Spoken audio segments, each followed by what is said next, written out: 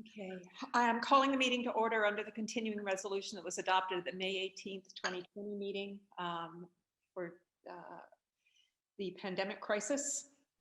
Does anyone have any comments or concerns about the minutes that were distributed from the last meeting?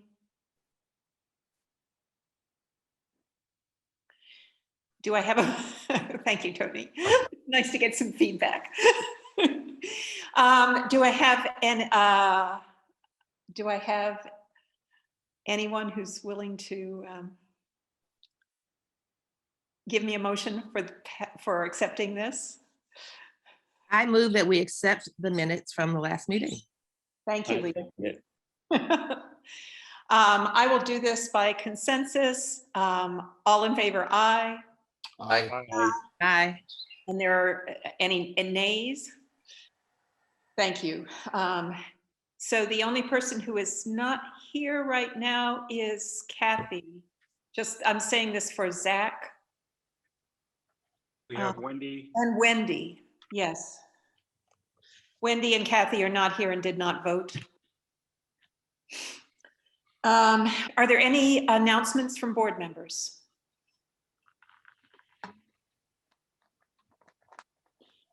Are there any public comments that have been posted, David? I have not received any in advance. Wendy is coming in now. We do have some participants here via phone. If anybody would like to make a public comment, now is the time for that. You can raise your hand in order to ask to speak.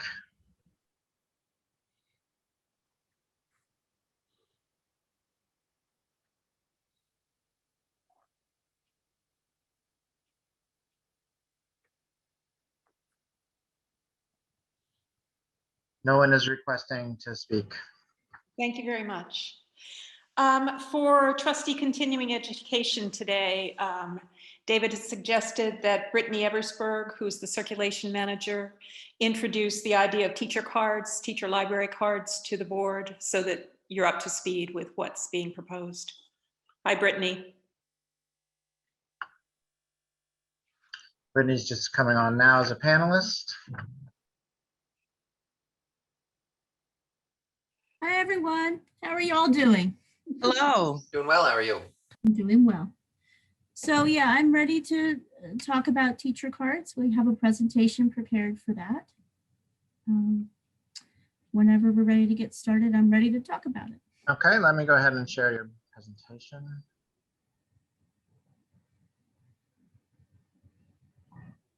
I was very happy to find JMRL green when I was doing the slideshow. Perfect. So teacher cards are something that I have been wanting to look into and explore for quite a while. And the customer service committee and the circulation committee, which I chair both of those, we have done lots of research into how various communities have been able to incorporate that. Next slide, please. The main focus of this is to explain why we would need one, and so that's what we're going to start with. Looks like someone's muted, David. Quite a few folks are muted. Did you need something? Wendy just made a comment there in the chat. Oh, sorry, I can't see the chat. Yeah, so I just wanted to let you know that. So what I wanted to talk about to start is why JMRL needs a teacher card option. A lot of our educators are using their personal cards to check out books for their classrooms. That has been the case the entire time I've been here in 6+ years. And oftentimes they take the financial burden on themselves and they find that our collection is more robust than their school library a lot of the time. So that is what happens. Because we haven't had a teacher card option, they have to balance their school books with their personal books on just one card, and that can be very difficult. And let me know if you can't hear me. Out of area fees have been a problem for those of our educators who live in Fluvanna or live in Buckingham, but they teach in our school districts. So they have to pay the out of area fee in order to get a card in our system and use it. And oftentimes they will do that so that they can have access to books for their classrooms. Community feedback has long been that we should have an option for the teachers in our school systems. I've heard it from quite a few of our regular patrons who are educators, how nice it would be to be able just to have a card designated to their books that they check out for school. And goodwill, I think that as a system, we need to look at different ways to provide access. And this is a very good way to do that. Next slide, please. So the perks with this card would be no overdue fines or late renewal fines, just like a juvenile card currently. A 6-week checkout period with no renewals.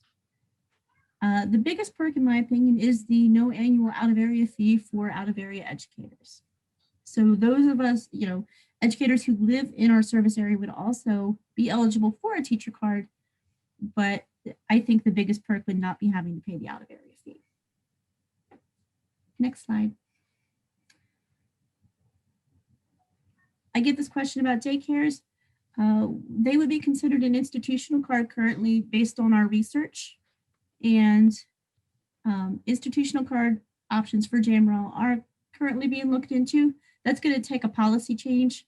So that's going to be more of an in-depth exploration, as it were. And that's based on the fact that the bookmobile policy states that JMRL does not offer institutional cards currently. Next slide. So how would you be eligible for a teacher card? Any educator who works for a school in JMRL's service area would be eligible. And, so they could live outside of our service area, but they come in and they work in our school systems. This can be private schools as well as public, Montessori, that type of thing as well. In how I'm envisioning this. The educator must show their school badge and other documentation in order to receive a teacher card. So that's the most important part. We ask patrons to show us identification when they signed up for a card. And so the teacher would have to do the same thing, but their documentation would have to be very specific. It would have to be their school badge or some other form of documentation that they work for the school system. Next slide. So how we're thinking of implementing this currently is a year-long pilot program with a proposed July 1st rollout so that we could get incorporated into the new teacher training that starts right around then. Next slide. The desired outcome to me would be lots of teachers using a teacher card, an increase in new cards, and a decrease in out-of-area cards that would be going to teacher cards. So I think you would see a transition from out-of-area cards to teacher cards if we were able to have this option. So that would positively impact our students, and it would positively impact our community. So I feel like goodwill is also the desired outcome there. Next slide, please. Thank you. Do you have any questions? Brittany, I have one clarification. Back a few slides, you said that the second bullet point was that teachers could live out of area, which we understand to mean teachers who are working in our school systems, but currently live out of the JMRL service area. Can you clarify that when you make this policy, when you put this policy in writing, that these are people who work in our school systems only? You mean that they don't work outside of our school systems? That they're not, if they're working at an outside school system, just because they're a teacher Yeah. doesn't mean that they, yeah. We can for sure clarify. Okay. Maybe Marcia, I could suggest the criteria, the geographic criteria is where you educate in this case and not live, which is just, normally any geographic criteria are where your residence is. Well, and I think assume that's the intent. what Brittany meant, Yeah. but the way it was stated, it could be interpreted as somebody who's just a teacher. Lisa's hand is up. Me, honestly, I have had my hand up and I'd like to note it in the record that I have been skipped 2 times. And I was sitting here patiently with my hand raised. I was thinking that, Brittany, I want to thank you so much for doing this, for bringing this to our attention. I'm so grateful that you and the committee have pulled this together. I think it's a wonderful idea whose time has passed come. I'm amazed we aren't doing this already. We know, for example, that teachers, especially primary teachers, take on a lot of financial burdens and responsibilities that they absorb with their own salaries all the time. And so I do appreciate that. The one question I had, and I don't know if you all had thought about this, was in terms of educator, if you wanted to limit it to K-12 rather than university, because we do have a lot of university educators. And did you also want to, and again, I'm not trying to throw up barriers to make this not happen. I just wanted to get you to think a bit more about what it might mean, for example, like someone like myself who could be considered a teacher as a university professor, but I tell you, I am not checking out books for these people. So it would not be the same kind of thing. But I don't know if you wanted to if you felt a need to put K-12 on it. I think that that would be Does that seem reasonable? a really reasonable way to phrase it. And I think that that's what we've been feeling all along. We've just started to roll out all of the, thought processes on it. But I mean, I really feel like especially the little kids, like I remember because Gordon Avenue, where David used to work, was our family library. And we would go there and the kids would be so excited. And I'd check out 20 books. And then because I had children in my house, I would completely forgot that I had checked out those books until the fees came. And so I love this idea of allowing teachers to kind of come in and just let their kids be as excited as they want to be and not have to worry about that burden. So I really am so grateful to you for bringing this to our attention. Thank you for doing this. It's my pleasure. And I do think, it's very necessary. And there are lots of different ways other systems are already doing something similar. So we really did do quite a bit of research on that before thinking about how we wanted to do that as a system.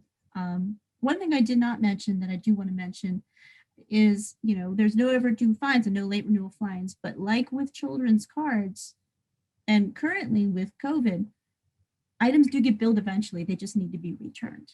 So that's the one hang up when it comes to financial responsibility that teachers may face. But I do think that having the no overdue fines and no late renewal fines will be a big burden off of their minds. Looks like we've got other questions too, yeah. Wendy, did you have a comment or question? Yes, can you hear me? Yes, Yes, yes, I can. I would just like to echo, I would like to echo Lisa's promotion, because having been a teacher and having carried 20 stacks of library books back and forth from my classroom, and we've been asking for this for a long time. So that's fantastic. Thank you. The other thing is you're also, not only are the kids benefiting, but the teachers, especially in Louisa. We are a parking lot away from the library. And when we have assignments or things that we need to do to prepare for our students, that's the first place we go. If we're getting books to preview for the students or whatever. And a lot of our teachers in Louisa live out of the county, and they have to pay an out-of-county fee to be able to use a library that they can get to in 2 minutes. So yeah, this is great. Thanks a lot. And I'm glad we put it back in and got it going. This is wonderful. Thank you. Thank you. Question? Mike, did you have a comment or a question? Yeah, thank you. I have 2 things. First, I just want to understand, not being a teacher and being familiar with how public library resources are used by K-12 educators. Is the intent, so I know we have, for example, a book club pack where you can get 10 copies of a book.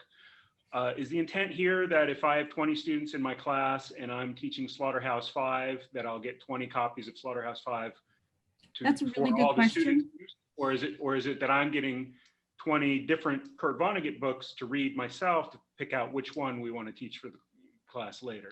So that's a really good question. The book club kits are for everybody to use, so that's what you're referring to.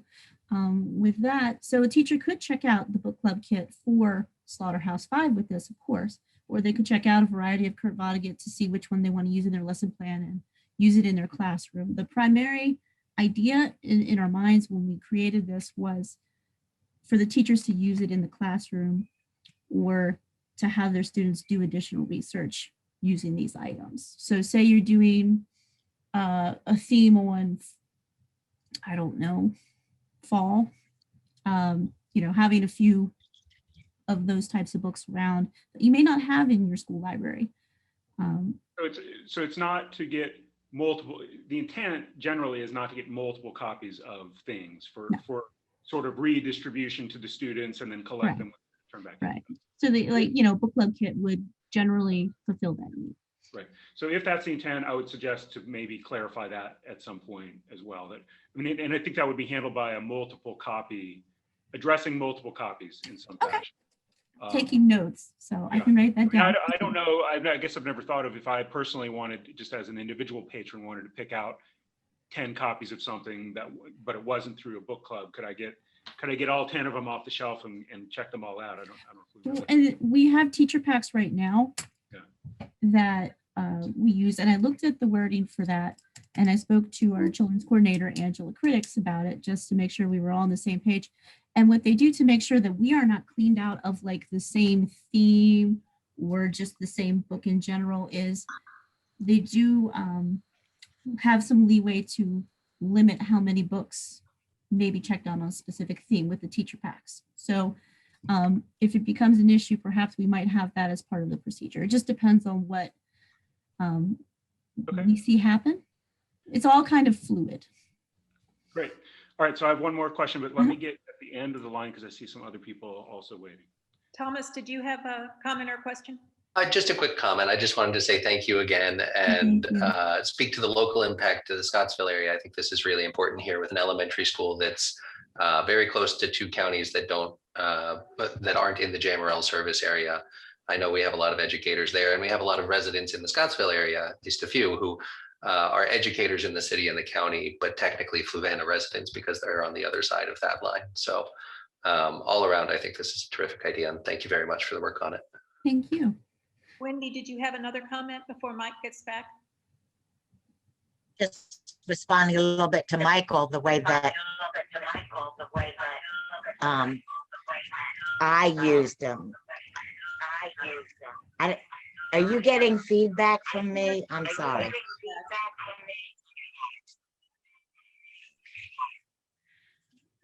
Is that better? Yes. I have two.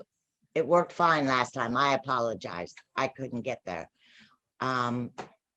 One thing, Michael, that I did all the time was supplement with books that our library didn't have at the high school, especially anything with critical analysis and all, because we couldn't possibly carry all of the literature on critical analysis for students doing reports and things. So that was very helpful. And then specifically art books or something very current that we needed that we didn't have yet. But I just wanted to mention that. Thanks. David, can you tell me how to fix this? Yeah, I can see, I think that you are calling in. Are you, your phone number ends 72? Is that correct? I hope so. Can I try again? I can allow that to talk. It can't talk now, but then you'll have to mute your computer. You want to try that? So you're using your phone and Okay. video. Okay, so mute your computer. I just turn off the volume, right? Well, here, I'll mute you. And then I'm going to allow your phone to talk, but now it needs to be unmuted. Is it muted?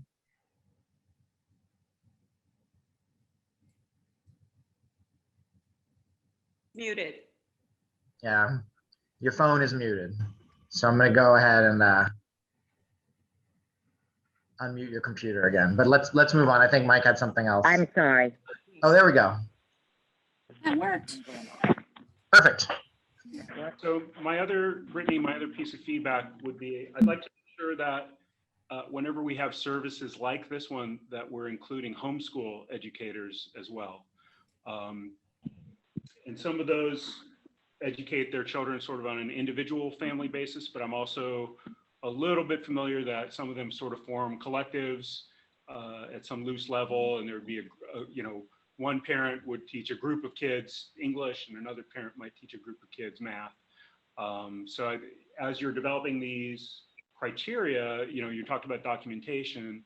I think it would be important to make sure that those folks who educate in that mode are also included.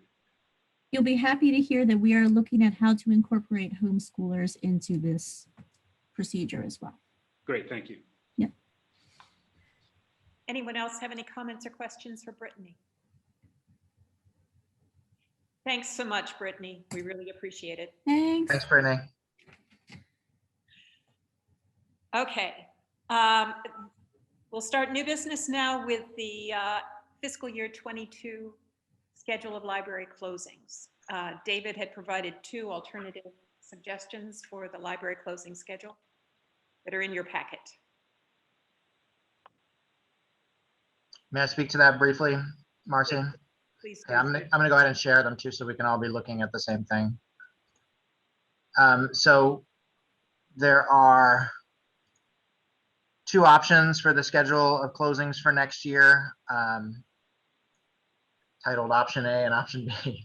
The issue for next calendar year, so it would be pretty easy to do a repeat of this year, this current fiscal year, with the exception of the Christmas holiday, which falls on a Saturday, which is not convenient for library service. At any rate, the last 2 times that Christmas fell on a Saturday, JMRL handled it in 2 different ways. It was 2010 and 2004. So one of those ways, traditionally what we have been doing is closing Christmas Eve, Christmas Day, and the day after Christmas. So of course that would be Friday, Saturday, Sunday. So one of the options was to close Friday, Saturday, Sunday, and that was it. Of course, the libraries are not open on Sunday with the exception of the Central Library, which is open from 1 to 5 on Sunday afternoons. So that would mean if we were to go, I believe that's option B actually. If we were to go with the 3 days, Friday, Saturday, Sunday there, all staff would really only get automatically 1 day off. Most staff are working either Friday or Saturday. So say your schedule that week was to work Monday through Friday, and then you had Saturday, Sunday off. Well, your only vacation day would be Friday. If you were scheduled that week to work Monday through Thursday, and then again on Saturday, your only day off would be Saturday. So it would be up to managers to find 2 comp days for each staff member, which becomes problematic in terms of scheduling. They would have to schedule every single staff member at JMRL for 2 additional days off to make up for the paid holiday that they missed because they weren't scheduled to work that day. So the other option from 2004 was to close for 4 days, basically. It's only 3 paid holidays though. It'd be Friday the 24th, Saturday the 25th, and Monday the 27th. And Sunday, the Central Library would be closed. It would not be a paid holiday. It would be similar to how the Easter holiday is handled for the Central Library. The library is closed that day, but nobody gets any paid time off for it. The staff that would normally have been scheduled to work that day just work a schedule throughout the week. So that's the decision that's in front of the board, basically, which of those 2 models to accept. And I will put in one other word that we got a suggestion from staff after election day last year that they would be interested in closing early on election day at 5 o'clock on election day, similar to what JMRL does on New Year's Eve and my favorite made up holiday, Thanksgiving Eve. When the libraries close at 5, it's not paid time off for anybody, but it's just the library is not open, and it would give staff a chance to go vote if they had not had a chance to vote. So that's not included on either of these schedules for you, but it's something for you all to discuss if you're interested. Are there any questions or comments for David? Marcy, I'm going to stop screen share so I can see everybody. That's what I was just going to ask you to do. Thank you. Thank you. Any questions or comments?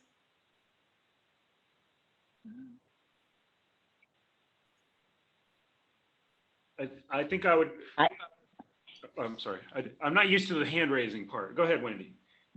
I was just gonna say, I vote for early closing for voting. If we move to that, if you want to consider that, I would go for that. Excuse me, Michael. So Can we deal first with the Christmas weekend issues? Does anybody have any preferences? I just Makes wanted, sense. I think I need to, as a trustee, we need to think about the public side of it as well as the public service side of it, as well as the staff side of it. Both are very important. So over Christmas, you've got families at home, they're on break. I know from my own years as a parent, you know, by Christmas Day, by the end of Christmas Day, you're kind of holiday out and ready to go to the movies and so forth. Now you've got the day after Christmas, which is also going to be library closed. And now for good reasons in terms of the calendar, we're talking about an additional day now, 4 days in a row, where I just don't have access to take my family to the library as something, you know, to do while we're all kind of stuck at home. So I would prefer from the impact on public service to find some other alternatives and not be, you know, have all the public, have the entire system inaccessible for 4 days in a row for anyone from the public. I think I'd agree with you on that one, Michael. Carla, did you have a comment or a question? Well, I just was wondering from David, isn't that week a relatively slow week for the library? I think like we think people are coming in, but usually those days right after Christmas are relatively slow. Isn't that right? Traditionally, that period is one of the slowest periods of the year for the libraries. Lisa has a hand up too. Yes, I know. I think I understand and appreciate what Michael's getting us to consider from the public service side. I would also like to think about, also as a public service, kind of a message that I don't see the message if we do close for 4 days in a row. I don't think it's the message of, we don't want you here in the library because we're gonna take this away from you because we're gonna be closed. I think it's a reflection of what's happening in so many other service areas and so many other things that are happening around that time, and that there should be a time when people get a chance to slow down. And that if our local institutions kind of offer that, I don't know, it just seems like it would be a good thing, even if it meant 4 days of no library service. I wouldn't want it to be open for symbolic reasons when we have data that suggests it's not used that much. And so it feels to me like the benefit of giving our staff, who have worked so hard and so tirelessly already, these additional days off for themselves to renew and recharge before the start of the year, it feels like that would be a greater benefit than being open during a time when in the past, it's not been as actively used.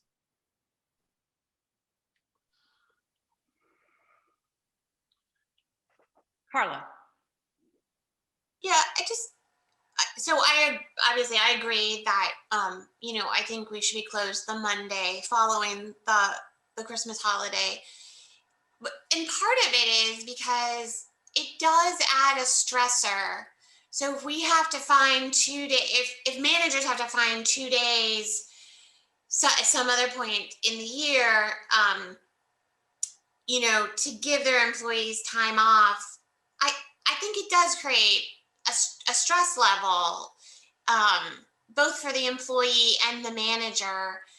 And then also, I think the holidays are, you know, even in COVID time, maybe even more so in COVID time, I think the holidays can be stressful for everybody. And so giving folks a day that's an actual holiday versus, you know, the days that they would be off anyways, I just think folks would appreciate it. And I think our patrons would understand. If I could, Marcia, I support what Carla and Lisa have said. I was a staffer forever as a teacher, and the benefit of getting that extra day off is worth everything. And you tell our staff that they get that Monday off as well, I think morale would go up, not go down. Thanks, Jim.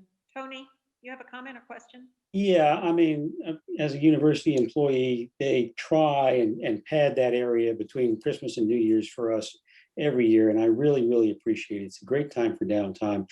And because there ain't much going on at the U at that point, and I did the point about it's a slow time for the library. Yeah, I think this is something we need to do for the staff. I agree with Mike about the public perception. I mean, I get that, but I think also too that this is one of those where we need to balance. Thanks, Tony. Wendy, you had something? I just wanted to agree. I think we should have the time off for the staff as well. I think it's important rather than the public facing. Is there any additional discussion?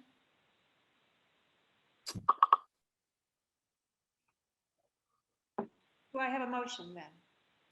Whether to accept option A, which includes Monday, a second day after Christmas, or option B, which does not. Okay. I so move that we accept option A, which gives the Christmas Eve, Christmas Day, and the Monday after Christmas off. A second. Second. All right, I'm going to, just because there is some disagreement on this, I'm going to call roll call. And I'm going to call you based on the order you're on my screen, unfortunately. Wendy, Yes, I agree. Tony, Yes, I agree. Thomas, Aye, yes. Mike, No. Jim, Yes. Carla, Yes. Lisa, Yes. and we're still missing Kathy, is that correct? That's correct. All right. And I'll vote yes. So this motion passes, although there is some discussion. Fortunately, it's not something we have to deal with every year. The second thing that David wanted to bring up was the fiscal year 22 officer nomination process. David? Yes, Marcy, just to clarify on the schedule, was there any movement on election day or any discussion to be had about that? If you would like to deal with that, we can deal with that separately. Do I have a motion then about closing the library at 5 p.m. on election day to allow our staff to vote easily in the early evening? So moved. Thanks, Tony. Oh, Thomas, right? Hi there. Is there any discussion about this? I have some discussion. Have we thought about just closing the library? Is that not an option, or making it a half day? You have a reason for that, Lisa? Do you think that the 2 hours between 5 p.m. and 7 p.m. is not sufficient? I think I'm just thinking, maybe I'm not doing a good enough job of thinking locally. I just know that there's been a push to have election day be a national holiday so that everybody gets a chance to vote and no one has to, I mean, I know we're not in Georgia with 6-hour lines, but I just was thinking, I don't know, just since I know a lot of the schools are already closed up that day, and maybe there's a good reason to have the library open because the schools are closed. But I don't know, I was just thinking about ways to make it even more, making voting even more accessible. And maybe, you know, going to vote after work and lining up for 2 hours is fine, but it just, I don't know. I just wanted to throw it out there to see if it had been discussed or if the budgetary implications are too severe for us to offer election day as a day off for employees. I think, Lisa, this would be adding another vacation day for the library staff. It's not a vacation. It's a civic responsibility. It's not Yes. like it's a day off. You're saying it would be a paid day off. Is that correct? Sure. I don't know. That's why I'm having the conversation. That's why I asked specifically about the budget implication. Yeah. All right. Wendy, you I- have a comment? I have a comment, and I think I agree with Lisa that we should have a promotion and stand as a community to promote voting rights. But I think a 5 o'clock early closing on voting day would do both things. It would give people a chance to go early to vote, and also show that we are supportive of the right to vote and the necessity and the civic duty, as you said, because one of the things that has not actually been decided is, at least with primaries, and hopefully because of COVID through the November election, we have extended, at least in Central Virginia, we have extended voting, early voting now, which is excellent. And we have made provisions locally to allow early votes and absentee votes with no excuse. So it's not as restrictive as it has been in the past, and yet I still think we should at least publicly be supportive of encouraging voting. And I think a 5 o'clock early dismissal would do that. Obviously, David, somebody was having difficulty, or they would not have promoted that. If there was a request for it, it must have been a problem for people to get to the polls. I didn't hear about any specific problems. I just heard the requests.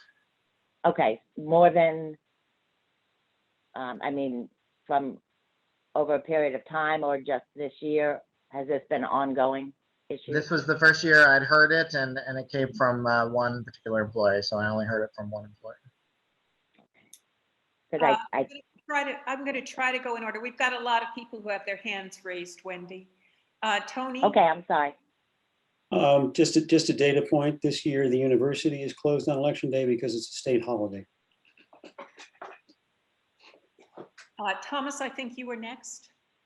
I just wanted to share a personal anecdote from when we were doing these meetings at Central. Leaving at 5 o'clock, it could take me an hour sometimes to get back down here to Scottsville. I think this is a good step forward, what's on the table, but I'm with Lisa. I would be very interested in exploring what more we could do to give people as much time as possible to meet their civic responsibility here. Mike? So I think I'm in favor of the 5 p.m. closing. That sort of matches my own experience of being of what the voting conditions are like here. I think Thomas actually just makes a very good point about that. People don't necessarily live near where they work, so I'm thinking about that. Polls also, though, are open for 12 hours out of the day, and we don't have any employees with 12-hour or even 10-hour shifts. I wonder if there's an opportunity, and again, back to the public service part of it, is there, if we're sending a message that this is a holiday, nationwide, and sort of tapping into that theme, that might be messaging. There's a messaging component and there's a practical component. So I'm saying, from the messaging component, that's one thing. If we're just talking about the practical component, I again would like to think about, or just put on the table, solutions that would address any practical needs while not reducing library service. So there's a difference between I can get into the library during these hours and I just can't get into the library during these hours because it's closed. So keeping the doors open, but maybe staffing up and having shorter, maybe it's a max of a 4-hour shift for a staff, and that gives them 8 hours. And of course, this is aside from any early voting or absentee voting options, which are also possible. But I'm just talking about the 12 hours of in-person voting, because I certainly prefer that, and I'd like to accommodate staff who prefer that. But things like more shorter shifts, rotating out, either a paid or an unpaid block that you give staff where they don't have to be on premises. Those would be types of options that I would like to feel like we considered before saying, hey, no one from our service area can have access to library service that day. Thanks, Mike. Carla, you had a comment or question? So I actually I have similar concerns. I'd be interested to know, like, how much traffic does the library get? And it might just be phone traffic, because people are going to the library to then ask, like, where do I vote, or that type of thing. I don't know if that's prevalent, but I could imagine that it would be prevalent. Voting in Virginia has, it starts 45 days in advance. Even before there was like the COVID no excuse absentee voting, if your work shift and your commute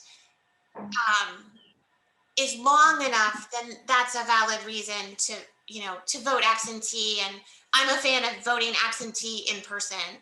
And so maybe that would be another thing that to make it easier for staff to be able to vote, or vote early, and vote early in person if they choose, so that they would have like flex time to do that, and maybe it wouldn't be on election day. It's just an option. It sounds as if there are fairly divergent opinions on this. And it also sounds as if this was the result of a request by a single staff member, David. I've only had one staff member reach out to me about this, so that doesn't mean that there weren't others that, had similar issues, but yes, one person reached out. And I just wanted to chime too. I'm not sure if you could see my hand, Marcy. I can't actually. So my hand's up. I just want to speak real quickly, just to reintroduce what Tony mentioned, that again, not that this matters, but the university is closed on election day in accordance with the state that's closed. I recognize election day as a holiday. I don't know if this changes anything about our thinking. I think Mike's plan of having more creative hours where people don't have to work a full shift, they can just work like 4 hours or whatever. I think, and I know Mike mentioned that there's practical and messaging implications, but there's also like a community ethos as well that I think is important. And what is our duty? What is our obligation? What kind of, ethical stance would we take to be in line with, or do we want to be in line with, I don't know, with what's happening statewide in terms of that thing being a holiday. And maybe this is a case of the library could put on some type of, again, I hate giving people work, so ignore this part, but some kind of like voting campaign that tells people all the ways they can vote. You don't have to have, some people think you have to have an excuse to vote absentee, or you can vote by mail, you can do this. There's lots and lots of ways. And so perhaps, I would certainly be interested in supporting Mike's idea of, oh, hey, Kathy, supporting Mike's idea of having very limited employee hours, but any barriers we can break down for getting people to vote and sending a signal that voting is everyone's civic right would be something I'd be really happy for the library to do. And it seems like if you think closing down at 5 for everybody, or maybe closing down at 3 for everybody sends that signal, then great. David, I'm going to take a sort of administrative pause here and ask you to speak with the branch managers about how difficult it would be to make sure that everyone has voting access if they can't vote early, or if they don't want to vote early. Sure.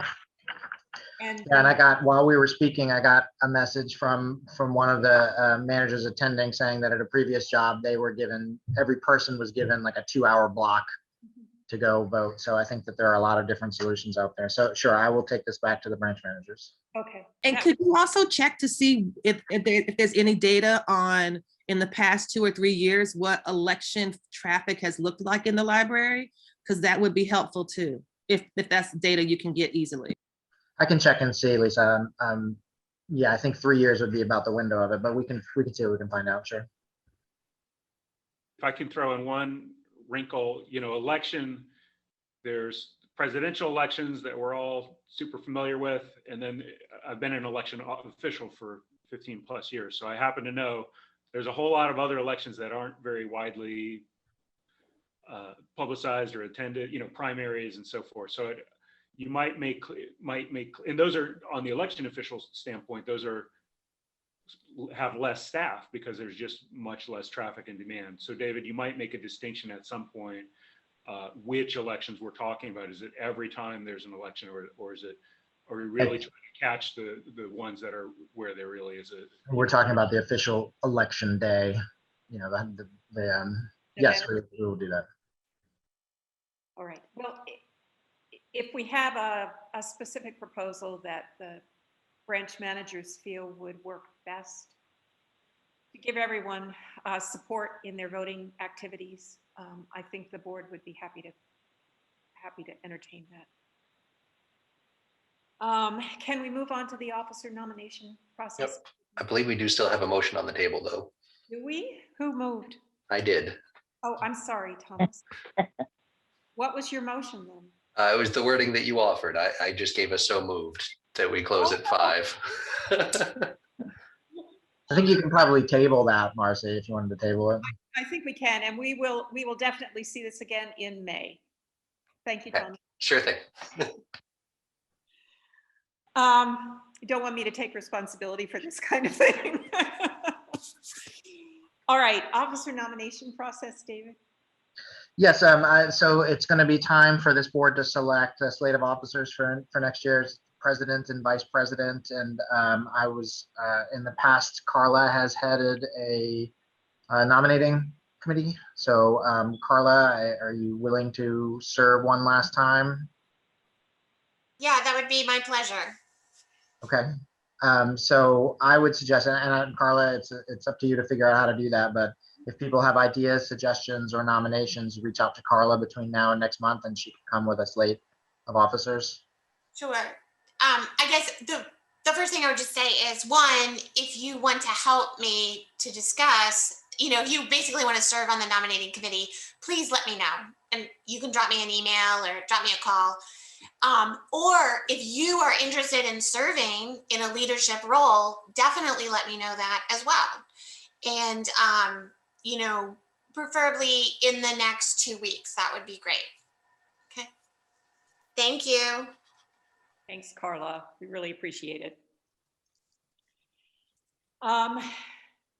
Committee appointments and reports. The technology committee is going to be reporting on their last meeting, looking at the new technology plan. Wendy? Okay.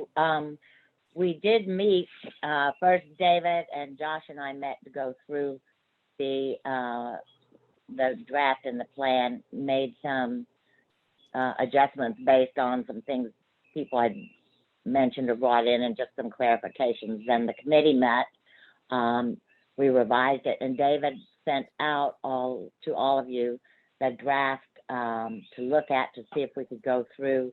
If you had any questions, we can go through that today. Specifically, I think when we had our whole technology committee meeting, we addressed some of the issues and some of the questions from the committee staffers and from Mike, some of the other members. Those corrections David pointed out to you in his memo, and you've got that information. Hopefully everybody had a chance to look at it, but we can look now. If David can pull it up, we could go through the draft to see if there are any specific questions or anything you would like to address as we go through it. Wendy, Wendy, could I ask yes. you to point out any places that things have been rolled over from the last Oh gosh. tech plan? What things had actually been accomplished and what things were still pending? actually, Dave, we have that on the initial sheet, David. Do we not? Yeah, that Otherwise- didn't make it to the draft that came out here, so that Wendy doesn't have that information maybe right in front of her. You know, some things didn't get finished and are rolled over. We still have 1 year in the, you know, we're in the last year of the previous plan. So of course, the big one is the website work, which didn't get completed on the timeline there and has been pushed back to this new plan, basically. So I could come up with a draft of that and share it out with the board if you'd like, Marcy. Could you do that? I would really. Sure, I'd be happy to. Yeah, thank you. I think it really helps. This is a very extensive plan, and it's hard, I think, without updates to keep up with what actually has been accomplished and what is still. Right, and that is one thing I'll mention, Marcy, that we did decide on, is that was one of the issues in prioritizing tasks, and everything we'll notice as you go through the technology plan. A lot of times it's initiate, explore, develop, and then the next phase of that is institute, or why it was not adopted or adapted to the policies or to the plan or implemented. So one of the things David and I discussed, and Josh, is that we're going to have more frequent updates from the staff on the progress as we're going forward, because it was difficult for us as well on the technology committee, because we're not involved, except for the staff. I'm talking board members. We're not involved, you know, with all of the changes, and we're always looking, well, I'll say I am always looking at this saying, okay, develop. And I'm assuming that what we see here, if we look under fiscal year 22, for example, are all of the things that are in the plan. Forgetting in the front of our mind is that they're already doing a gazillion other things as well, just in maintaining and operating technology as we go along. So we need to have a more, not just more frequent updates, but just a little clarification along the way. So it won't be this, as you say, you know, a big leap to what was done, what is done in a whole list, and maybe prioritizing some of them, the more important, because a lot of them were so technical that they really, that was the only definition needed. You know, what is this software that you're talking about? What is this? Just for lack of knowledge, not that it wasn't important. So I think that will help immensely. But I think if we, why don't we do this, David? If we assume that everybody's read this draft, we provide the comparison that you had earlier that we looked at, and then if everyone will go through that, make any clarifications or notes that they need to about the plan, or suggestions, bring that up or relate it to us ahead of time before the next meeting, so we can discuss it, see if there are any pertinent questions that need to be addressed or something that we missed, to be able to discuss it briefly and hopefully vote on it at the next meeting. That sounds like a good plan. Thanks, Wendy. Sorry to Marcy? interrupt progress. But yes, I agree with you. I think this is something that is so important to the functioning of the library these days that it can't just be an oversight kind of situation. We really need to have updates on how this is going and how the board can be helpful.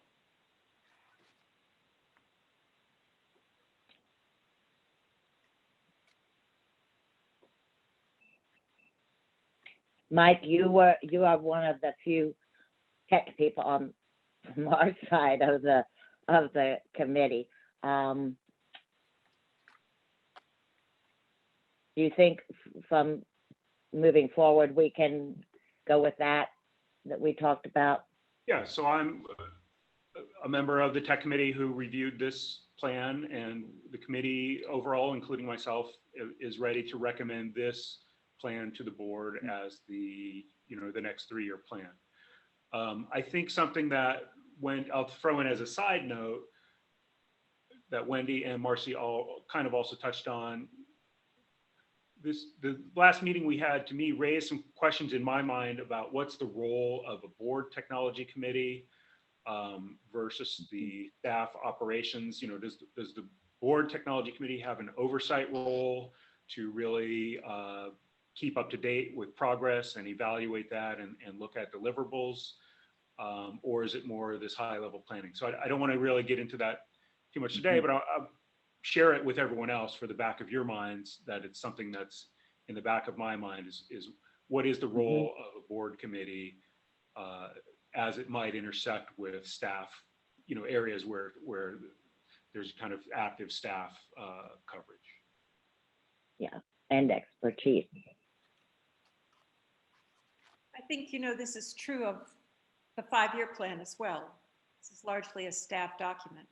Correct, David? Well, I think that it was, the last 5-year plan was very collaborative between the board, the staff, and the Friends. Before Tony was on the board, he was on the Friends board and he served on that.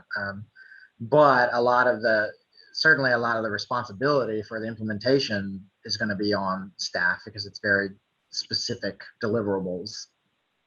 And so, but Marcy, I think that's an excellent analogy. It's the same question with 5-year plan. So I absolutely agree, David, that the implementation is implementation level and staff level. But the question is, what is the oversight role? Should the 5-year plan be meeting annually or quarterly, or to say, hey, where did we get to, and just sort of an oversight at that level to kind of have a oversight role to make sure things are staying on track, and that also would provide the opportunity to make adjustments mid-course. The 5-year plan committee is by the state supposed to meet annually in order to review and update the strategic plan. Yeah. So is that often enough for responsive oversight, but is oversight even a role? And again, some things in the back of my mind that I begin to introduce perhaps as questions.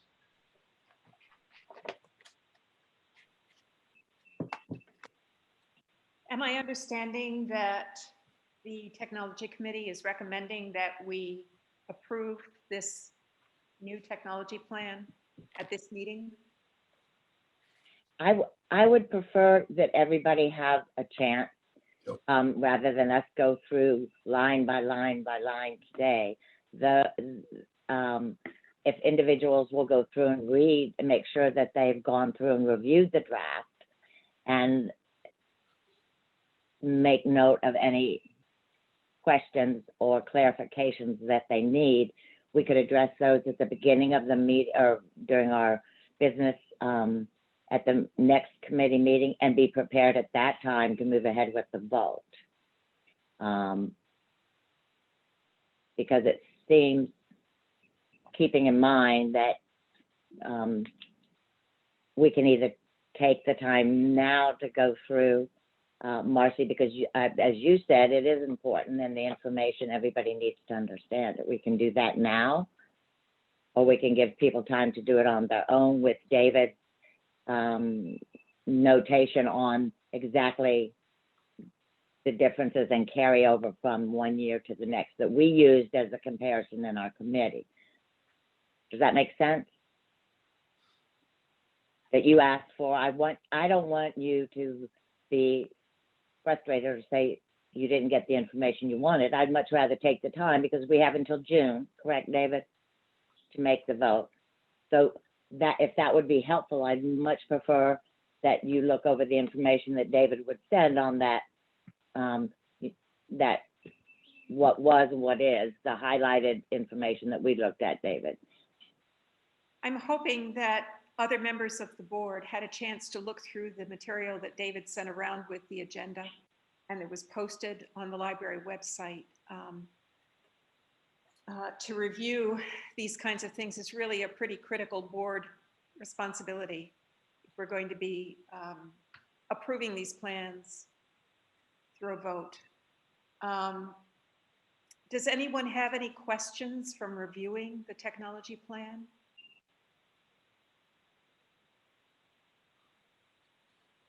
Well, Were you able to review the technology plan? I guess is the question. Marcy, even if you have a question, and you would like to see that comparison, I think that's reason enough to go ahead, wait for that. So you can be satisfied. One person's question is enough. And that's my opinion. David, sorry. David, you have a response? Yeah, I think the intention was always to read and discuss this month and then vote next month. So if there's discussion to be had now, great. If not, then I'll send out some clarifying information about, you know, what was in the last plan and what got completed, what got moved on, things like that. And then if the board has further discussion about that document next month, great. If not, there'll be a vote on whether or not to accept the proposed plan, which the technology committee has endorsed. David, I think that Wendy's comment about this being very technical and most of the members of the board not having a great deal of expertise in these areas makes it difficult for most of us to read this and really understand what is intended. Just looking at the fiscal year 22 infrastructure, first point, explore a desktop virtualization solution for all staff PCs, including budgeting and evaluating hardware purchases. I mean, that doesn't mean much to me. I don't know whether other members on the board feel much more comfortable with that language, but I don't know exactly what's included here with a desktop virtualization solution. One thing that is good is that in the process of going through, we, the committee, do know now what all of that refers to. So when in recommending the plan, we have an understanding of what's going, you know, what the intention is. And I think the nice thing about the plan is you have the infrastructure, programming support, and public resource division with the new or suggested investigations or implementations, and it's really keeping up in all of those areas with changes in the technology that's coming forward. So it seems like, Marcy, give me some direction that you would like us to go through this rather than individually going through and reading it, or would you rather, I mean, we're here, we can do that, but it's, you know, some of it is, you will know. I think that what would be most helpful for most of the board members is to have this in plain English rather than in techies. Because reading it ourselves, if we don't have the knowledge to be able to interpret the language, is not a very useful way for us to spend our time. So if there were some way of translating this into language that we can actually understand what advances things are going to make, I think it would be really helpful. Mike, you had a comment? Well, just kind of responding to that. So that is a lot of what, kind of as Wendy alluded to, that is a significant part of what happens in my review, not only of this one of past, but past technology plans have had the same question. And basically we had the staff went through it one by one with us sort of at the committee level to explain that. I think now, of course, board members need to be, who didn't have the benefit of that, you know, explanation, need to get to a point where they're comfortable with understanding things. I think practically the only way to accomplish what you're describing, Marcy, because it would require kind of a 2-hour meeting to go through one by one and describe all the techie. I think the only alternative to that would be for staff to supplement the plan with a 2-sentence kind of attempt at English description of what each thing is. So I think it would have to be I think it would have to be an enhanced document. And if that's important and valuable and necessary, then we should do that. But I think I'm just trying to think of how do we get to the end point where you're kind of identifying, which is that, hey, everybody should understand what this stuff means. That's the only options I can think of are a 2-hour meeting or a kind of a lengthy document that would be made available. Well, I think there are a couple of ways to do this kind of thing. One is to do an introduction and divide this up a little bit more into areas that refer, in terms of the infrastructure, to what needs to be updated to modernize the system, what needs to be explored to try to add new services to the system. There's a big list here, and there doesn't seem to be any prioritization among the different pieces of the list. And if you don't understand the techies, then it's hard to imply that for yourself. I think I'm trying to make this comment for not necessarily to hold up the process of approving a tech plan, but going forward to make sure that the technology is explained to the board if in fact the board is supposed to be approving this plan. If that's the board's role, then I think the board needs to have some understanding of what's actually being proposed. And that can be done by simplifying or explaining, one or the other, as far as I can tell. Mike?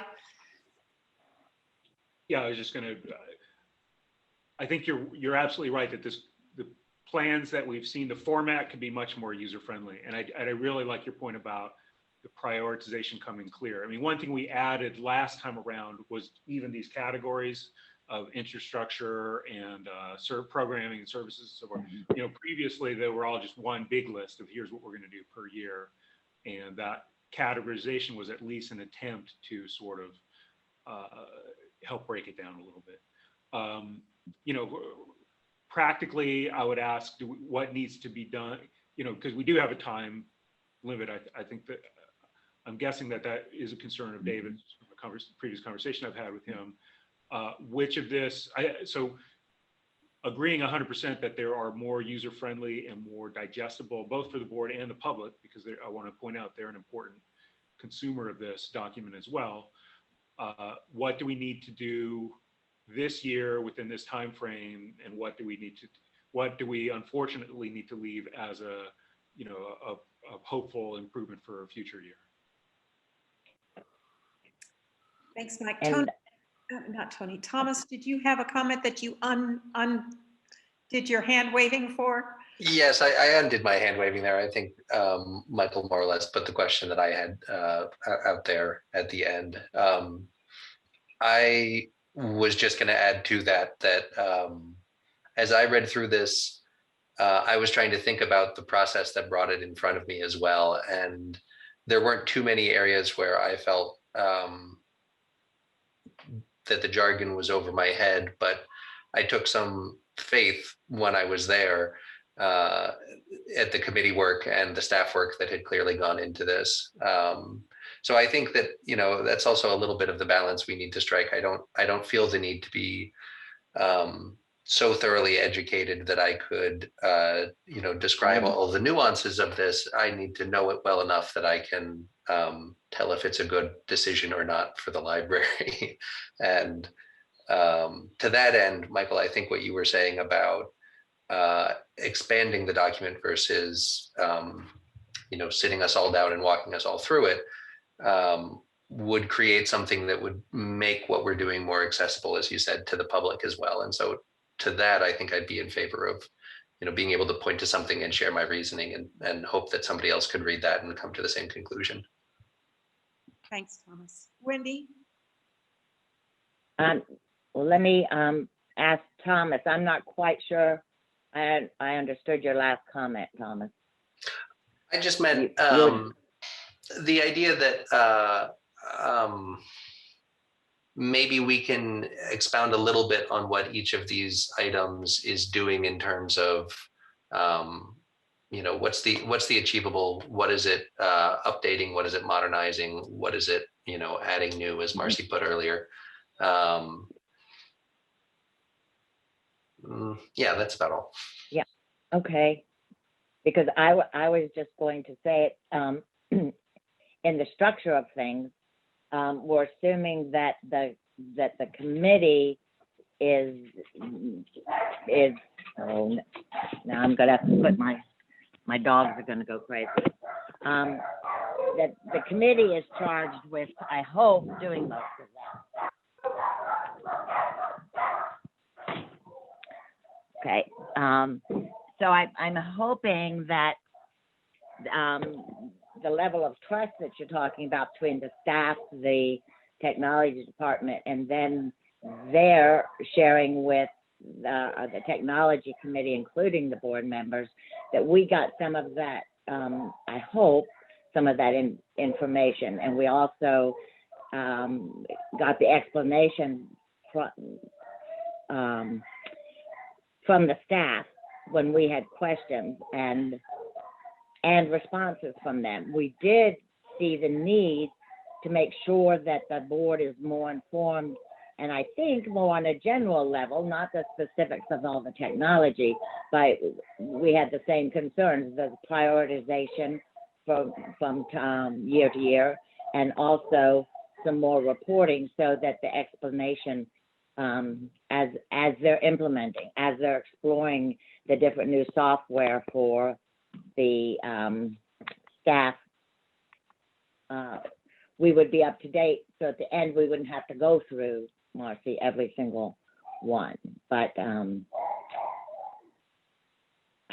still left with, and I apologize if this is due to my not anticipating this and having each one explained to you as we go through.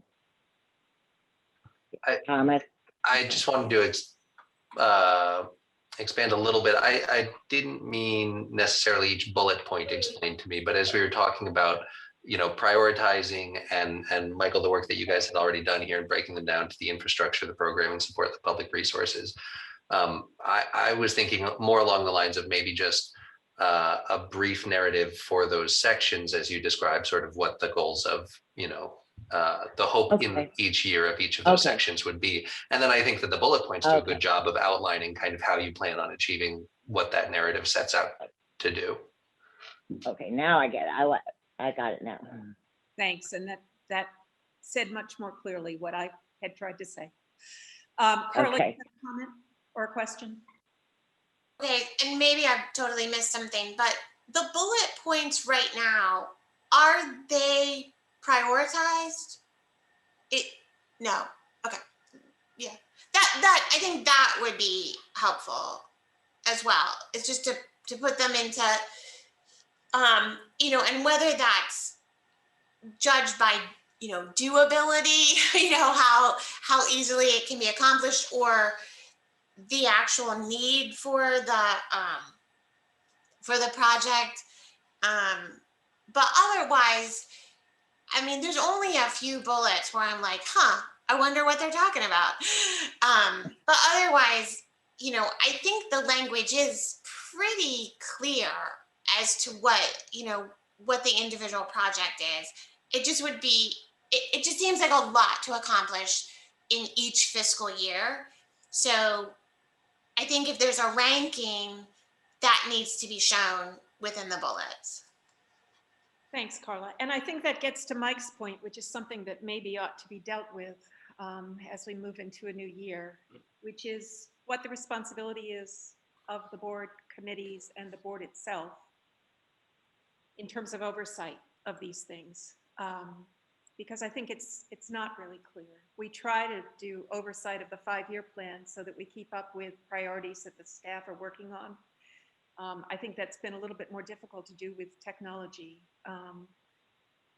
just because we don't have routine updates on that. But I think what I'm hearing a consensus of the board is that we have a chance to look at this again, and that we bring this back for the May meeting, hopefully with questions that can be answered in the interim by David, by Wendy, or by Josh. If there are concerns, it would be great to have some idea about the real priorities, what the library system really plans to get done within each of the fiscal years. But I understand everybody has a job to do, and that may be a bit much to ask before May. It would just be helpful to have that going forward. And it's something that I really appreciated on the 5-year plan as a whole. Does that suit everybody? We're punting several things to the May meeting, but I think it's important for us to get these things right. Is that all right, David? Yeah, that's fine. Thank you. All right, Mike, you have an employee handbook working group report and the policy committee report. I'll just let you segue one into the other. Okay, so the employee handbook working group has a almost finished draft of the one full section, the section 4, the workplace. That has gone to the, and David, help me if I get this wrong, any of this wrong, but it's gone through the full managers meeting. And there were a few pieces of feedback. We're gonna have one final, we think we'll be able to finalize and deal with those in a scheduled meeting that's later this week. So at that same meeting, we'll sort of pick the next section to start fleshing out and kind of full speed ahead on the next section. I think we're targeting and this is partly driven by the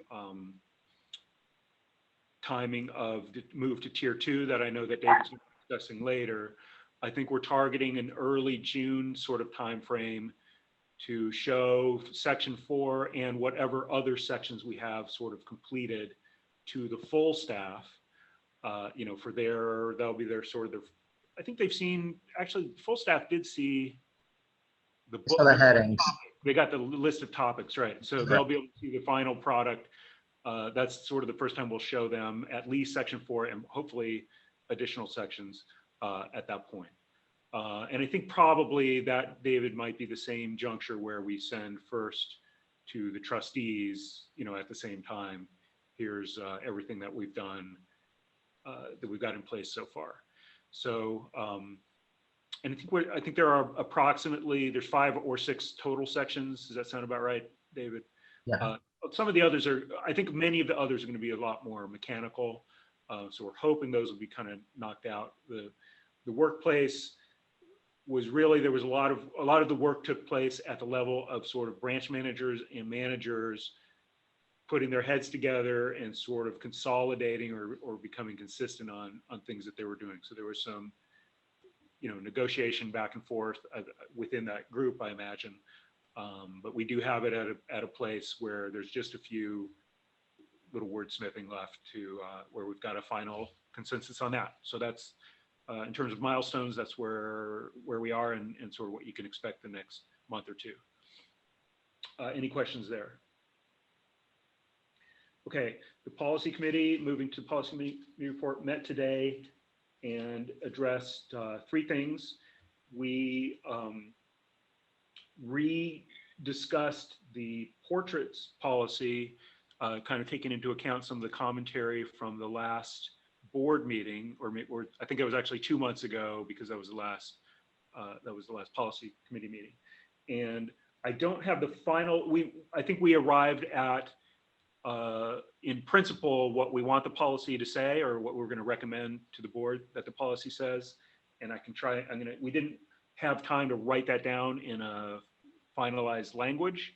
I think we'll be able to show you finalized language next month, but the principle that we arrived at, and again, David, help me out here, but essentially we thought to mirror the unsolicited gifts policy. So the question was, can the library add or remove portraits? And then I think it's always important to understand, well, what's the process for that happening? And so that's what we addressed. So we landed on again, sort of what we've discussed recently with unsolicited gifts, which is that the library director may approve, no, the library board may approve the addition or removal of portraits at the discretion of the library director. So it's really the library director's call, and then, but he has the ability, if he thinks it's appropriate or necessary, to bring that to the board. So that gives flexibility in terms of what happens with old or new portraits, and that also sort of give some clarity on how that happens, or what the level is. And again, it's essentially what it boils down to is it's the library director's call with the potential involvement of the board at the discretion of the library director. And again, you'll see that in writing, I believe, next month, so that it'll be, you know, right in front of you and you'll be able to evaluate. Any comments or questions there? Okay. We also discussed. So much for doing that. I do appreciate that. I know you all had worked really hard on it, so thank you for that. And I look forward to seeing what you have in writing next time through. Thank you. Great. Well, thanks for your input on that. It's, you know, that's why we go through the board, is to get input, and I think it helped us clarify what some of the kind of the questions might be. Okay, on the next thing, which I can show you now, is the policy for staff memorials, which we have sort of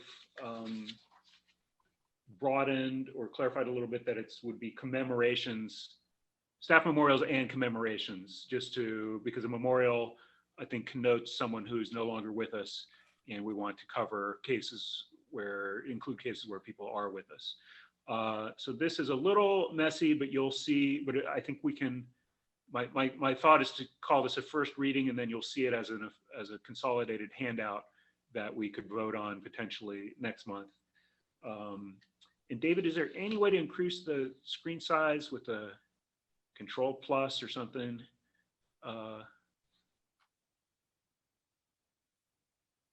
Yeah, that's much better for me.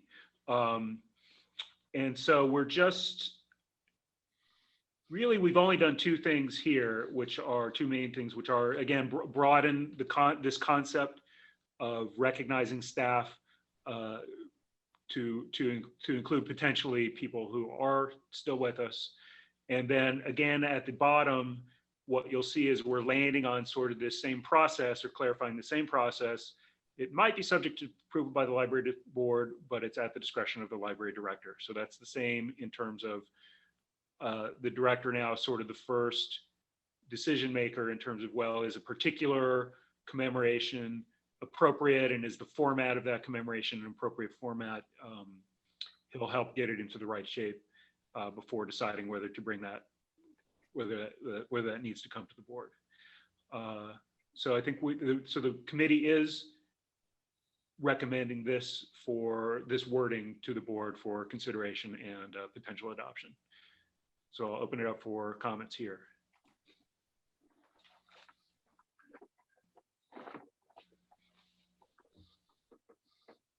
Okay, so there being none, we'll see this as a handout for next month's meeting, and I think we can include it on an agenda for a potential vote. Okay, the last thing we discussed was a new policy for employee use of social media. This is something that came out of the employee handbook effort. As part of that effort, we reviewed many peer or example handbooks. And there was also an article that kind of brought this to my attention from the Public Library Association. And the idea is that we have some existing policies that sort of touch on public statements by staff. We have code of ethics that govern, that sort of discuss how public employees and library employees sort of relate to the public. But this really highlights the intersection of those with the use of social media, which are ultimately public, kind of permanent statements that you're making publicly. So the goal is to avoid situations where the library's ability to carry out its mission can be affected by public loss of confidence in particular employees or in the library as a whole. And so we did have some draft language that the committee looked at this today. It's not quite ready to show you all, because we wanted to take the step of getting some legal, legal commentary on the language that we have in place. Once we have that, the board is the policy committee is adding a meeting next month before, at the same 2 o'clock, the regular 2 o'clock time before the board meeting, and we'll review both. There were a few changes to the wording that got mentioned today, so we'll incorporate those and review some updated language as well as whatever the lawyer has to say. And at that point, by the end of that meeting, hopefully, if whatever we come back from with opinions aren't major changes, then we'll have something to show you in terms of the exact wording at the next meeting. And that's an update on that, if there's any comments or questions. Thank you very much. That's a lot. That was a lot of work. Thank you. Yes, thank you, a lot. Just one thing, can I add one clarifying thing about the staff memorials policy? Yes. Just that we did also discuss, there was a lot of discussion amongst staff about the fact that that we need some better policy or procedural directions for staff when it comes to other sorts of like naming commemorations, especially when it comes to fundraising. And I think the policy committee landed on the decision that there needs to be a specific fundraising policy to deal with those things. And we'll, as Marcy said, punt that a bit down the road. But that discussion was did happen today. Great, thank you so that was actually very important. So I'm glad it wasn't a specific action, but as part of this discussion, we've identified, I would say not just for fundraising, but just sort of this commemorations policy that's in front of you is limited to staff and volunteers, but there's also open questions about other types of commemorations, whether those are in a fundraising context or other. So we're just at the point where we've sort of agreed in the meeting that we've identified the need for policy or process or structures that would sort of give guidance to the organization for how we commemorate stuff. So that's as far as we got, is just sort of identifying that need. But it is something that we sort of agree, that we know about and agree that there's a need for. Don't have any more detailed plans or milestones or timeframes for that to share. Thanks, Mike and David. Thank you. Now we'll move on to old business, and David has two things to bring to our attention. One is the update on our COVID response plan. And the second thing is any updates on the fiscal year 22 budget. Thanks, Marcy. And I will share screen just to share some statistics with you. I'll try to go through these quickly though, because I know we're behind a bit. But I did want to share that there was a big increase in Tier 3 usage since your last meeting at JMRL. We added new hours at the beginning of April. If you remember, I think the vaccination scenario locally has also been has made changes there. But basically, since July 1st of last year, so this is this fiscal year, 538 virtual programs attended by over 10,000 people. Circulation is 800,000 from July 1st at the beginning of the fiscal year. 225,000 of those are digital, which is a huge jump, and you've seen that every month, the jump of increase from last year.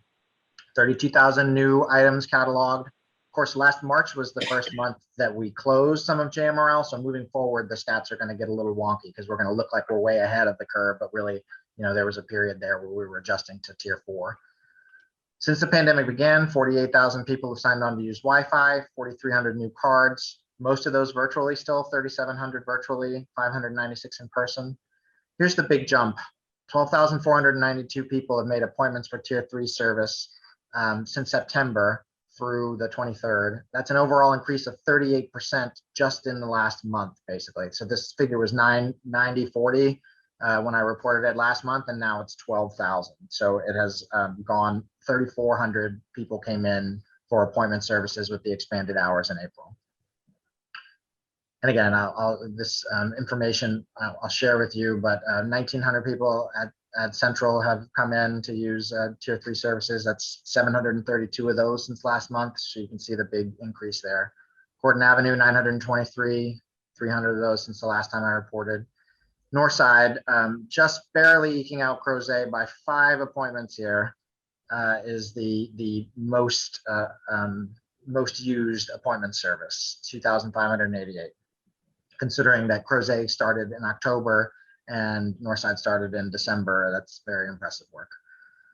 Scottsville 211, Green 1,400, Louisa 1,200, Nelson 1,500.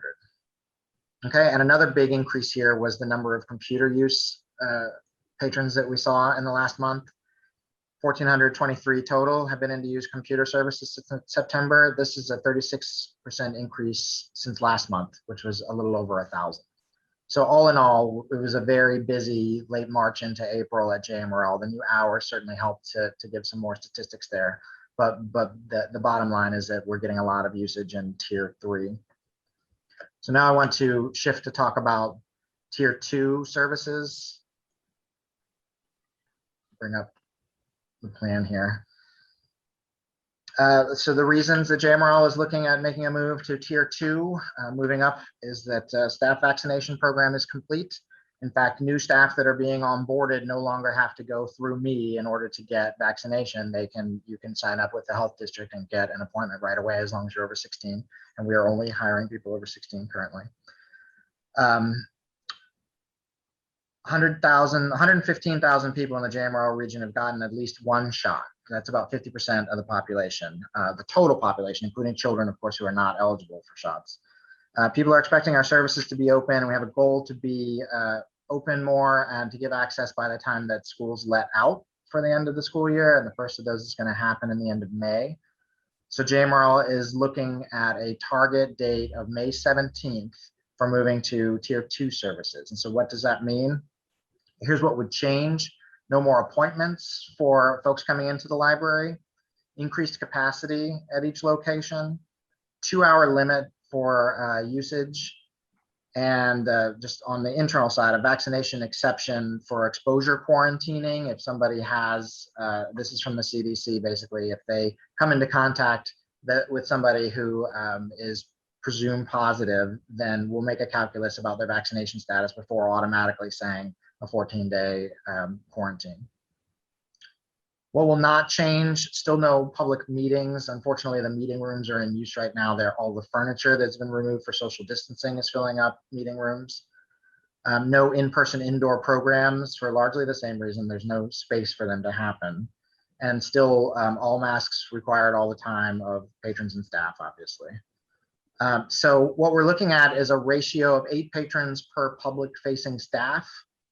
Many of the libraries across the state that are opening are doing a 50% capacity based on square footage, and those numbers got pretty big pretty quickly. So we're going to start slow. JMRL has moved very cautiously throughout the pandemic, and there's no reason to jump ahead now as long as we can continue to provide good service. So that would be the numbers you see in the chart before you hear what capacities would be at JMRL locations. So Central Library would be able to take the most in at 64, Northside at 48, and then moving down the line there. There might be individual capacity limits to some areas in libraries. For example, if you have a children's room that's a separate room, 64 people might not be able to get into that. We're still working out the details there. Bookmobile service will remain drop-off, pick-up at in-home care facilities, but we're looking at trying to add some contactless hold pickup at other locations throughout Charlottesville and Albemarle. So it would be Marion bringing the vehicle with a table and setting up things directly outside the vehicle. The vehicle itself is too small at this point to allow for folks in. And our hours are approaching full service. We're going to attempt to get as close as we can to full service hours at every location. They might be a bit limited. Programming will remain virtual at this point. And meeting rooms might be made available as they can be emptied of stored furniture. Specifically, we're thinking about conference rooms. If you look at the room that Michael is in right now at Central, it has a capacity of at Northside, of 1 to 2 people in it. As we can make those available, get things out of them or have them not be in use for virtual programming and other activities, then we will make those available to the public. So I shared the whole document with you. There's more in there. Many of it is still the specifics that staff will go through in terms of, I'm going to stop sharing now, in terms of preparations and cleaning and things like that. We have moved our quarantine down to 24 hours, which I told you last month. We're awaiting word from the Virginia Department of Health on when it will be, when their recommendation will be that materials won't need to be quarantined. At this point, we're still not charging overdue fines for any materials as long as the 24-hour quarantine is in place. And speaking with the VDH, they are expecting, they're hoping some guidance from the CDC at some point in the next few months that will allow us to change that. But for right now, still quarantining for 24 hours. That was a lot of information in a short period of time, so I'd love to take any questions that you all have. Thank you so much for this update. I have been perpetually impressed with you, David, through this crisis and with your commitment to making sure we're providing great service as well as balancing the needs of supporting the public and employees. So thank you so much for this. Thanks, Lisa. Mike? On my button. Yes, I think this is a great step, and I know people will be eager to, or I think really appreciate being able to have, because this allows for essentially walk-in service. Am I correct about that? Correct. You don't Yes. have to arrange in advance. Now, you may get turned away at the door, I suppose, if you were at capacity. My questions are, you had mentioned in a previous meeting staff vaccination percentages, and I may have missed it if you said it today. What percentage of staff who choose to get vaccinated, because I know that it's possible that somebody might not choose to get vaccinated, have either initiated or completed the vaccination sequence? So the last time I reported this to you last month, I gave stats on who was through their first dose and through their second dose, like numbers like that. At this point, I don't have any more up-to-date information on that. I do know that we had, I think it was 70% of staff had at least one vaccination at that point. And I'm aware of staff that were not in that 70% that have gone on to get at least one shot or have an appointment made since then. Right. So Yeah. very high for at least one shot. Yes. Okay.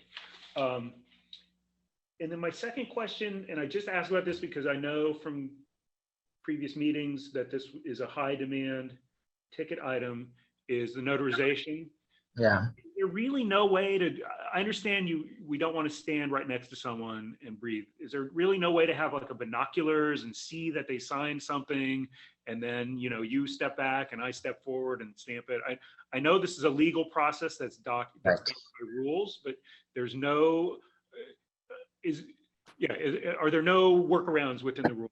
I think the only workaround would be an outside event. As long as we're going to hold to our everybody inside the library must be masked unless they're a lone individual in a room, which is currently the tier 2 plan.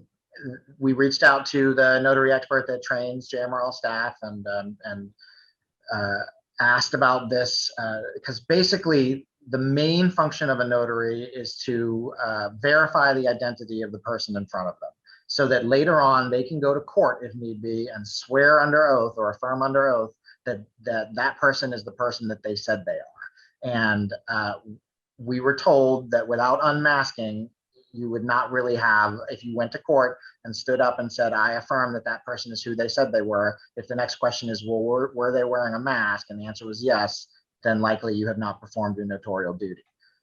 So until that changes, until we can allow somebody to take their mask off to see their face, the only option is going to be outside. And at this point, staff are pretty much at capacity for trying to figure out how to manage folks coming in and continue to do curbside. We're going to continue to do curbside or contactless pickup at every single location, which I neglected to mention. Figuring out a way to also add notary services in there is high on the list of priorities, but it's not at the top of the list of priorities. But it is, we get frequent questions about it. I really do understand that it is something that the public is looking for. So we'll keep working on it, Mike. And I remember I had to go to the bank to do some notarization documents last year, and it was pretty horrible. Like, stand behind this glass and pass the paper to someone else, and gloves and sanitizer was involved. And I don't even know if at that stage a year ago, they had realized that you would need to pull your mask down to identify your whole face. So I'm pretty sure there have been some notarized documents that will, if need be, they will not stand up in court. They just will not, because people didn't realize these protocols were necessary until much later. Thanks, everybody. And thanks, David. And please give the board's thanks again to the committee that has been doing such hard work on getting these policies organized and working with the staff to make sure everybody's on board and up to speed. The budget. Yes, so for the budget, I can just share good news from Charlottesville. The most recent or the official version of the fiscal year 22 budget for the city of Charlottesville includes the JMRL's full ask, which was designated for a 2% cost of living increase for staff. So at this point, we're waiting for finalization for a few of our jurisdictional budgets, and they're coming in the next few days and months.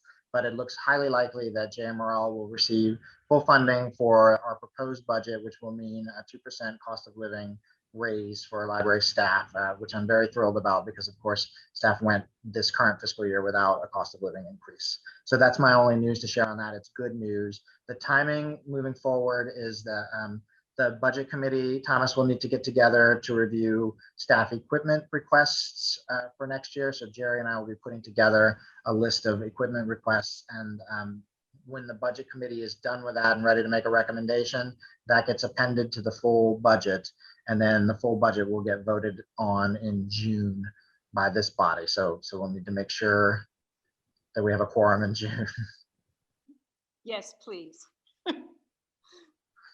Great. That's really fantastic news for everybody. It is, yes. Now we have your director's report. Sure. I gotta move these things around on the agenda, so it's not just me. We love it. It's all David all the All time. David all the time. That was an act of God, David. You realize that?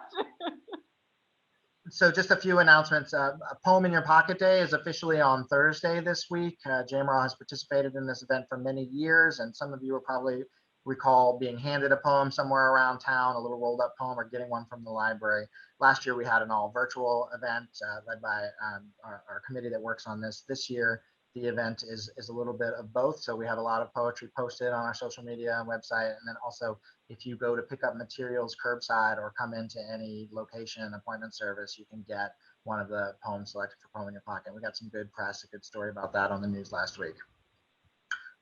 For the board, JMRL has rejoined the Center for Nonprofit Excellence, which we were members of several years ago and hadn't been recently.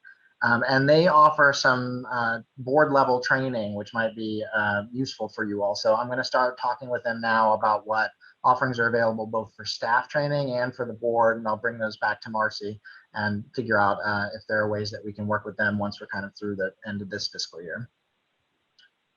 I have some sad news for library staff. I'm sad to report that the Downtown Job Center and the Home to Hope program have outgrown their space in the lower level of the central library.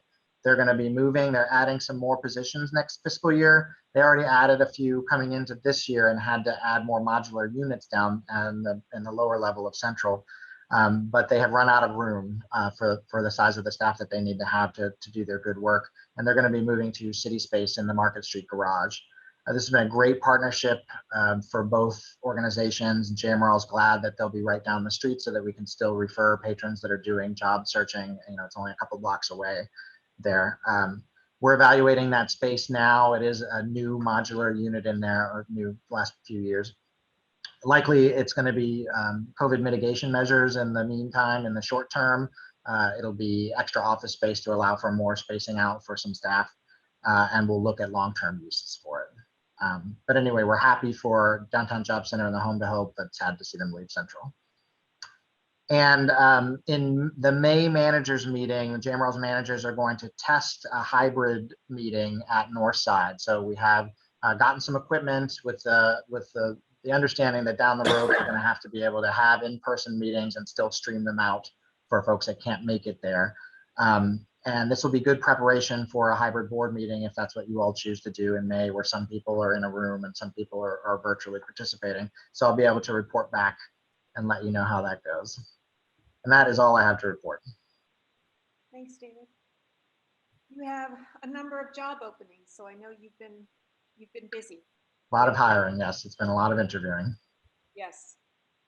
I hope we'll get a good report on that in the next month or so. Great. Are there any other matters that board members would like to raise before the meeting is over? Yes, Kathy. You're muted. Kathy, you need to unmute. Oh, you can't? Oh, maybe she's rolled into the meeting as a participant or a visitor, and that means she's on permanent mute. Remember when I Permanent think it mute. was Wendy or somebody joined and the same thing happened earlier? Oh, there you go. Yay. Whatever popped up helped me, but I've been trying to get in ever since. Oh, Kathy, I'm so sorry. That's okay. I had low internet and I had to call the internet company, so I apologize for my tardiness and my absence. Thank you for being with us. I know how hard it is, believe me. It's very good to see you. Thank you. It's good to see all of you all healthy. Any other matters that board members would like to raise? For future agenda items, we do have, as Mike said, an additional policy committee meeting before the May board meeting, which you all are welcome to join as guests. And so there will be some policy committee things to report. We'll also have an update on the tech plan and hope to be able to approve that. And there should also be nominations, correct, Carla? That's right. And actually, I suspect the personnel committee will meet before the May meeting as well. Thanks, Carla. I'll be reaching out to everybody to try and schedule something in the next couple of weeks. Okay, I know you had several things on your agenda there. David, are there any other issues that you will be bringing forward? Just from today's meeting, there'll be discussion on the schedule of closings. So likely we'll move forward to let staff know what the schedule of closings that you all voted on today is, but then there's still the open question of the election day. So I'll bring back some information for you all to review. Thank you very much. And with the calendar that we approved a couple of years ago when David took on the directorship, David will be giving us his update on the year at the May meeting. And there will be a closed meeting that will be scheduled in early June for the board to do David's evaluation, just to give you a heads up there. Anything else, David? No, nothing from me. Thank you very much. This was a long meeting. Thanks for hanging in there. I think May's will also be a long meeting, so be prepared. And please go through the materials as well as you can before the meeting so that we can make it as efficient as possible. Do I have a motion for adjourning? Thank you, Kathy. All in favor? Hi. Anyone opposed? See you at least next month, if not before. Thank you all. Thank you all very much. Thank you, Marcy. Thank you, David. Thank you, everybody.